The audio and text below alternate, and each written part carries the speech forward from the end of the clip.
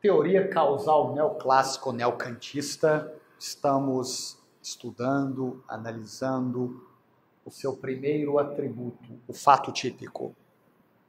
Falamos sobre o conceito de conduta relevante para o direito penal, sobre o resultado relevante para o direito penal.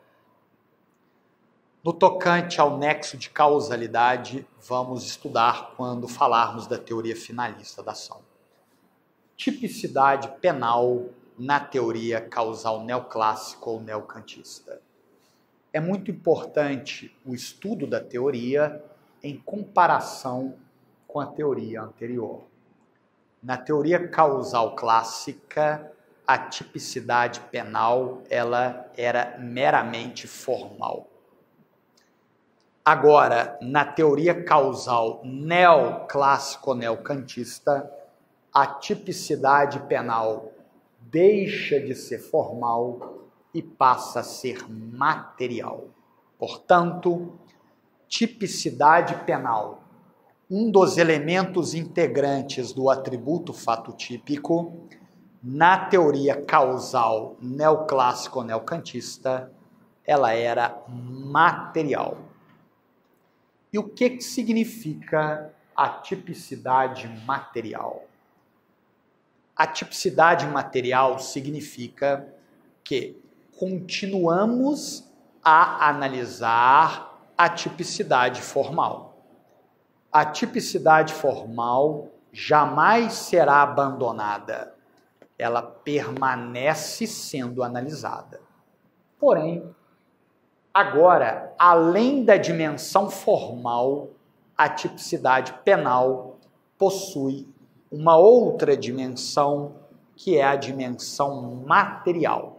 Em outras palavras, o aspecto formal da tipicidade penal é insuficiente para caracterizar a tipicidade penal.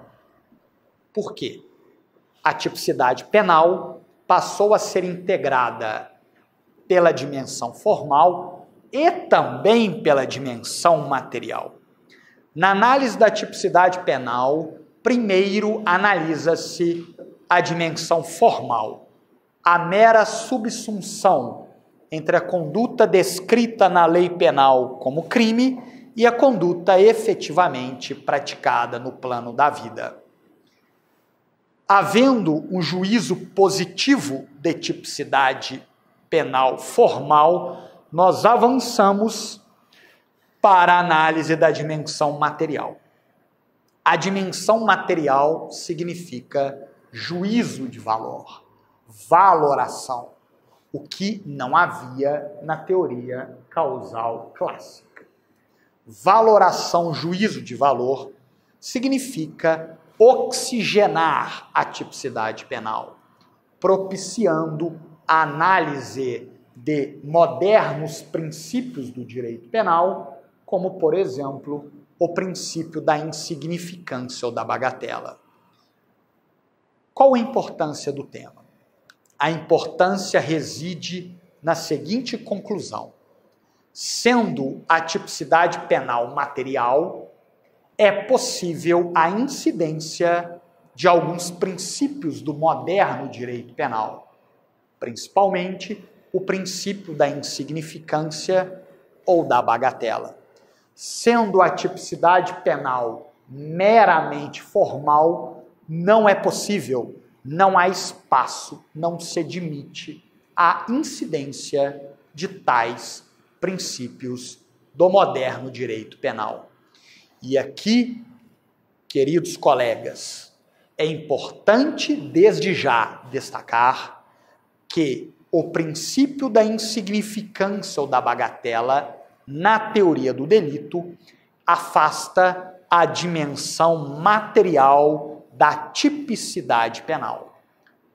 Não havendo a dimensão material da tipicidade penal, não há tipicidade penal. Não havendo tipicidade penal, não há fato típico, pois a tipicidade penal é um dos elementos integrantes do fato típico. E ausente fato típico, não há que se falar na prática de crime, pois crime é um fato típico, antijurídico e culpável. Portanto, a tipicidade penal na teoria causal neoclássica ou neocantista, ela passa a ser material. Ilicitude ou antijuridicidade na teoria causal neoclássica ou neocantista. Percebam que nós estabelecemos a premissa da teoria causal neoclássica no movimento filosófico denominado neocantismo, que permeou o direito penal de juízos de valor, de valorações. A ilicitude ou antijuridicidade na teoria causal clássica, ela era formal, mera relação de contradição entre o aspecto objetivo do fato típico e o ordenamento jurídico na sua análise objetiva. Não havia juízo de valor. Agora, na teoria causal neoclássica, a ilicitude ou antijuridicidade, ela é permeada por valorações. E aqui, então, aquele exemplo citado por mim, de que não haveria crime, mesmo que o agente, ao ter efetuado o disparo de arma de fogo, não tenha tido a intenção de agir em legítima defesa, porque sendo a ilicitude formal, objetiva, não se perquiria o aspecto subjetivo da conduta humana. Agora não. A ilicitude passando a ser material, temos que perquirir o aspecto subjetivo que orientou o comportamento humano para definirmos se a conduta está amparada ou não pela causa excludente da ilicitude, legítima defesa, ou estado de necessidade, consentimento do ofendido, que falaremos na teoria finalista da ação.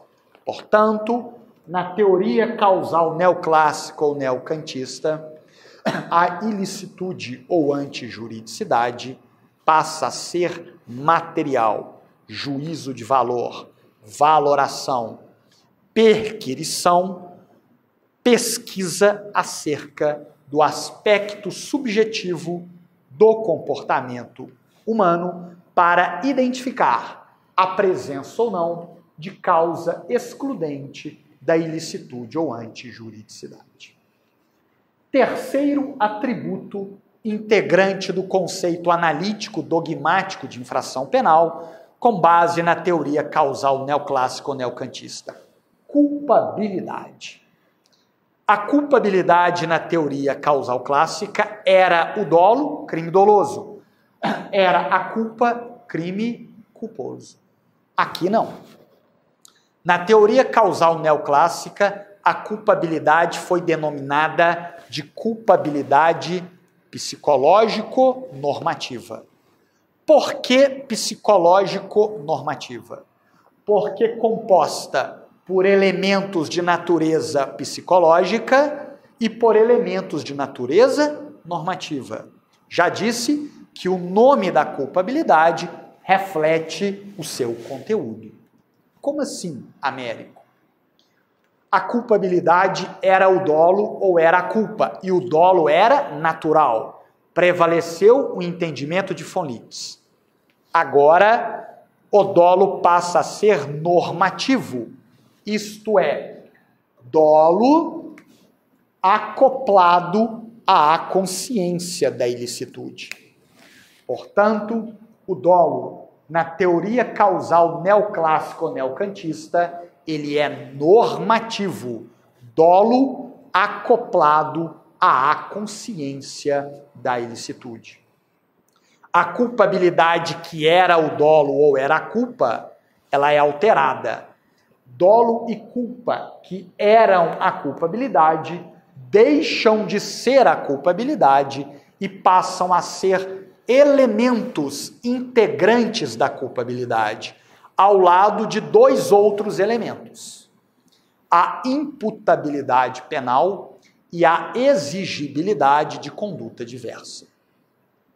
Veja, culpabilidade na teoria causal neoclássica, imputabilidade penal, dolo normativo, culpa e exigibilidade de conduta diversa.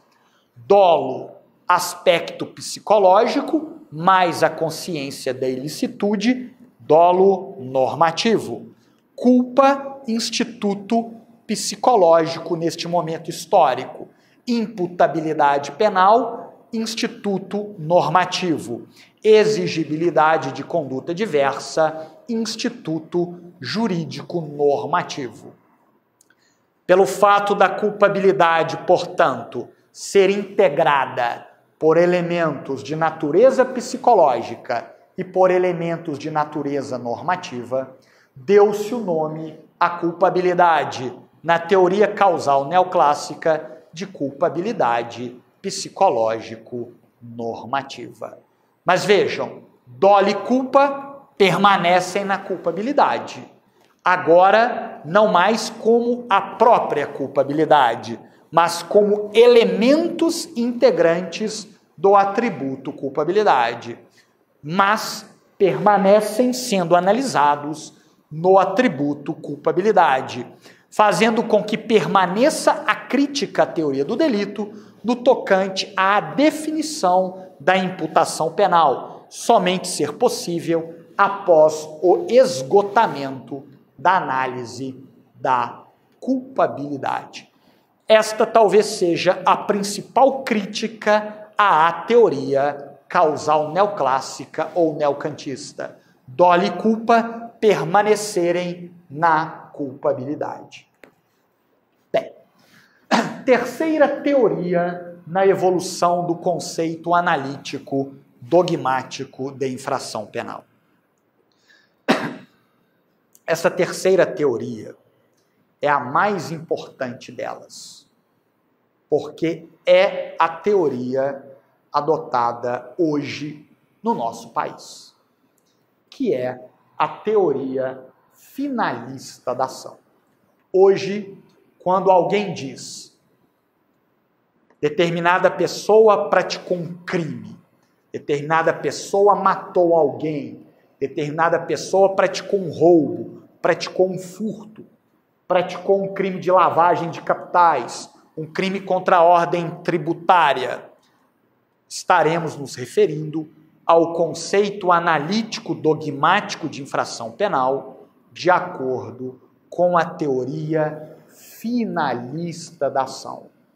Portanto, é a teoria mais relevante do estudo da moderna teoria do fato punível. Não obstante, já está superada nos países mais avançados em direito penal, como, por exemplo, Alemanha e Espanha. Mas no Brasil, nós ainda somos finalistas. A teoria finalista da ação, ela tem como parâmetro o conceito final de ação. Teoria finalista da ação é a mais importante para nós no estudo da moderna teoria do fato punível. A teoria finalista da ação, ela é pautada no conceito final de ação. Vejam o nome, teoria finalista da ação. Ela é estruturada em decorrência, em virtude do conceito final de ação para o direito penal. Os estudiosos, por volta de 1930, mais ou menos neste momento da história, os estudiosos identificaram que todo comportamento humano é dirigido a um fim. Quando eu estou me movimentando em direção à mesa, há uma finalidade, há uma intenção neste meu agir. Portanto, a vontade, a intenção, a finalidade deveria integrar a conduta, a análise da conduta humana. É por isso que a grande mudança trazida pela teoria finalista da ação, a mudança de paradigma trazida na teoria do delito pela teoria finalista da ação, foi o abandono do dolo e da culpa, da culpabilidade, migrando para o atributo fato típico no elemento conduta. Em outras palavras, em decorrência do conceito final de ação, exercício de uma atividade final, portanto, na teoria finalista da ação, o conceito de conduta relevante para o direito penal era o exercício de uma atividade final. A vontade, a intenção era o que orientava o comportamento humano, portanto, inerente ao comportamento humano. Assim, dolo e culpa abandonam a culpabilidade e migram para o fato típico no seu elemento conduta. O professor Juarez Tavares destaca que o conceito final de ação é a verdadeira fonte de alimentação de toda a teoria finalista. Toda a teoria finalista é estruturada em decorrência do conceito final de ação. Como assim? Na teoria causal neoclássica ou neocantista, a culpabilidade, denominada psicológico-normativa, ela foi integrada pela imputabilidade penal, dolo normativo, dolo, consciência da ilicitude, culpa e exigibilidade de conduta diversa. Com base no conceito final de ação, o dolo, que era normativo na teoria causal neoclássica, há uma cisão no dolo. O aspecto natural do dolo migra para o fato típico no elemento conduta, mas a consciência da ilicitude permanece na culpabilidade. A culpa, que era um elemento da culpabilidade, abandona a culpabilidade e migra para o fato típico. Portanto, o que permanece na culpabilidade? A imputabilidade penal, a consciência da ilicitude, que agora passa a ser potencial consciência da ilicitude, e a exigibilidade de conduta diversa.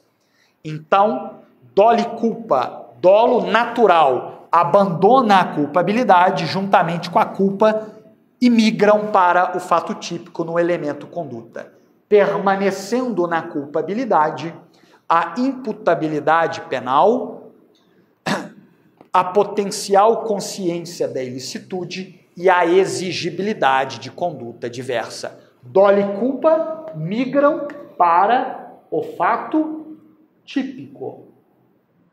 Ocorre um esvaziamento, empobrecimento do atributo culpabilidade, em decorrência do conceito final de ação. A teoria finalista da ação possui vários importantes expoentes. O mais conhecido deles é Hans Welzel. Teoria finalista da ação, Hans Welzel, por volta de 1930.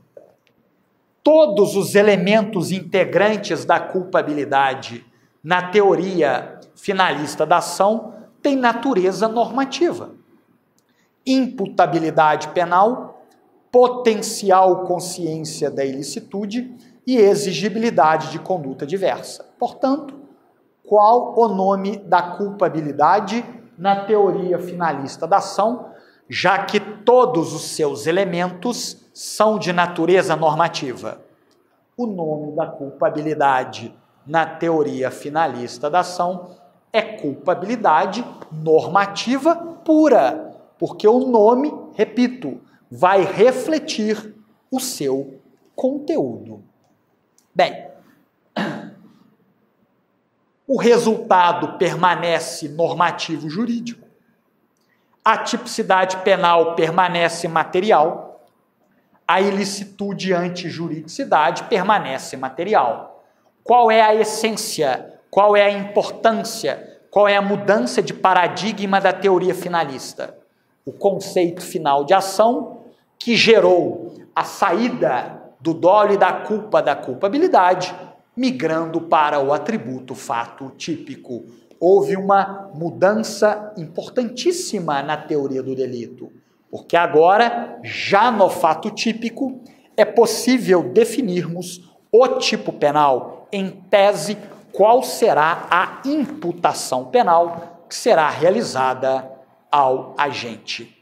Vamos falar sobre o nexo de causalidade, que não falamos na teoria causal clássica, na teoria causal neoclássica, porque deixamos para analisá-lo na teoria finalista da ação de Hans Welzel por volta de 1930. Nexo de causalidade. E agora eu vou adentrar ao Código Penal brasileiro. O artigo 13 do vigente Código Penal brasileiro traz, no tocante ao nexo causal, a teoria da equivalência dos antecedentes causais, também denominada teoria da conditio sine qua non ou teoria da equivalência dos antecedentes. O que isso significa? Significa que, na análise do nexo causal, nós não analisamos a intensidade, a importância, a relevância do comportamento para a prática do resultado. Nós analisamos simplesmente se o comportamento contribuiu de alguma forma, de alguma maneira, para a produção do resultado. É verdade que alguns comportamentos contribuem mais, outros menos. Mas na análise do nexo de causalidade, nós não analisamos a relevância da contribuição. Nós simplesmente analisamos se houve contribuição ou não para o resultado. Estamos analisando apenas o nexo causal. Falar que há nexo causal não significa dizer que a pessoa praticou um crime. Significa dizer apenas que há nexo causal do comportamento dela com a produção do resultado. Crime não é igual ao nexo causal. Nexo causal é um dos elementos integrantes do fato típico. Crime é um fato típico, ilícito e culpável, segundo o entendimento majoritário, que daqui a alguns minutos nós vamos enfrentar esta discussão. Portanto, no tocante ao nexo causal, a teoria finalista da ação e as anteriores, Código Penal brasileiro, adota a teoria da equivalência dos antecedentes causais, desenvolvida por Fomburi. A conduta humana que contribua de qualquer forma, para a ocorrência do resultado é causa do resultado. Assim é realizada a análise do nexo causal. Como saber se uma conduta contribuiu ou não para o resultado? A teoria da equivalência, ela é auxiliada, ela é orientada por um procedimento denominado procedimento hipotético de eliminação de Thyrén. Repito, procedimento hipotético de eliminação de Thyrén. Como que funciona? Nós devemos eliminar mentalmente uma conduta. Ao eliminarmos mentalmente uma conduta, voltarmos para o resultado produzido e perguntarmos: ausente a conduta, o resultado continuaria ocorrendo como ocorreu? Se a resposta for sim, é porque o comportamento que nós eliminamos mentalmente não contribuiu para a produção do resultado. Porque ausente o comportamento, o resultado continuou ocorrendo como ocorreu. Então, a conduta eliminada mentalmente não contribuiu para o resultado. Logo, não é causa do resultado. Se a resposta for negativa, significa que a conduta que eliminamos mentalmente interferiu em alguma medida na produção do resultado. Se interferiu em alguma medida na produção do resultado, é causa do resultado. Vai haver nexo causal entre a conduta e o resultado. Mas nós estamos analisando apenas o nexo causal. Cuidado! Crime é diferente de nexo causal. O nexo causal é um dos elementos integrantes do fato típico. Por exemplo, uma determinada pessoa pratica um crime de furto hoje na cidade de Curvelo. A autora do furto tem 31 anos de idade. Eu pergunto, a conduta dos pais desta pessoa de terem gerado este ser há 31 anos, a conduta dos pais é causa do resultado do furto, da subtração do bem? É. Por quê? Se nós eliminarmos a conduta dos pais de terem gerado aquele ser há 31 anos atrás, o resultado continuaria ocorrendo como ocorreu? Não. Aquele ser não existiria daquela forma com 31 anos de idade. Logo, a conduta dos pais de terem gerado aquele ser é causa do resultado. Em momento algum, eu disse que os pais praticaram um crime. Eu apenas disse que, com base na teoria da equivalência dos antecedentes causais, há nexo causal entre a conduta dos pais e o resultado produzido pelo filho.